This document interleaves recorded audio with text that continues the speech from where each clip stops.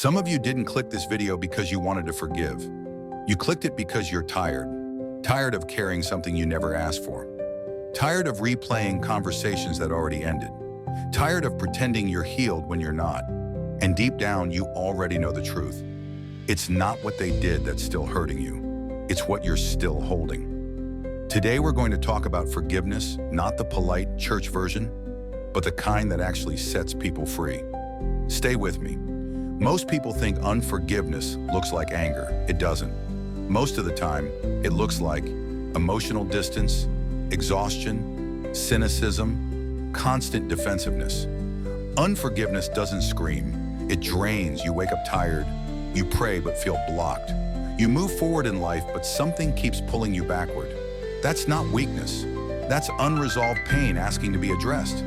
Let's be honest. Forgiveness feels unfair. Because you didn't cause the damage yet, you're the one asked to clean it up. They hurt you, they moved on, they forgot, and you're still carrying it. So when people say, just forgive, what they don't realize is how heavy that sounds. But God never asks us to forgive to protect others. He asks us to forgive to protect ourselves. Hebrews 12:15.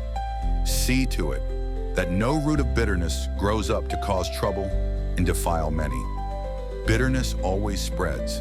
First inside you, then around you. Forgiveness is not saying it didn't hurt, pretending it was okay, trusting them again immediately, restoring access to your life. Forgiveness does not mean reconciliation. Forgiveness is internal. Trust is rebuilt.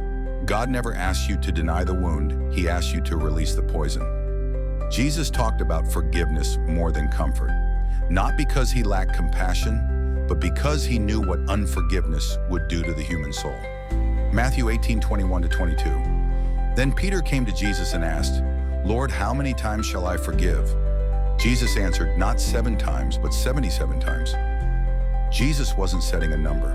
He was saying, forgiveness is not an event, it's a posture.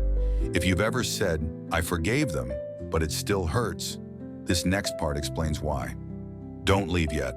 Forgiveness doesn't always happen once. Sometimes you forgive and the memory comes back, and you forgive again. That doesn't mean you failed, it means you're healing. Colossians 3:13. Bear with each other and forgive one another. Forgive as the Lord forgave you. God forgave you fully, but He still heals you daily. The same applies here. You can't carry peace and resentment at the same time. One will always crowd the other out. That's why some prayers feel unanswered, not because God is silent, but because your heart is overloaded. Mark 11:25. When you stand praying, if you hold anything against anyone, forgive them.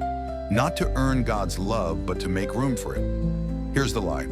If I forgive, they win. No, if you don't forgive, they stay in control.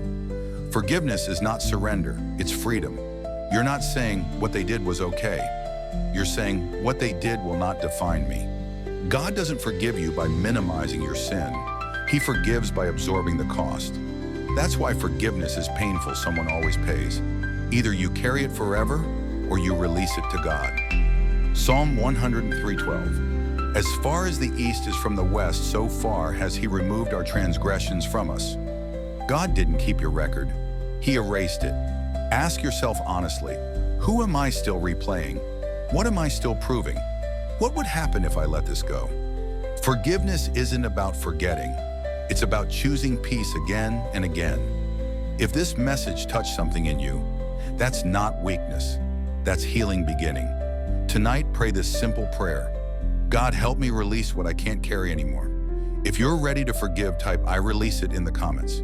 Subscribe because the next message reveals why some people apologize, but never change, and how to guard your heart wisely.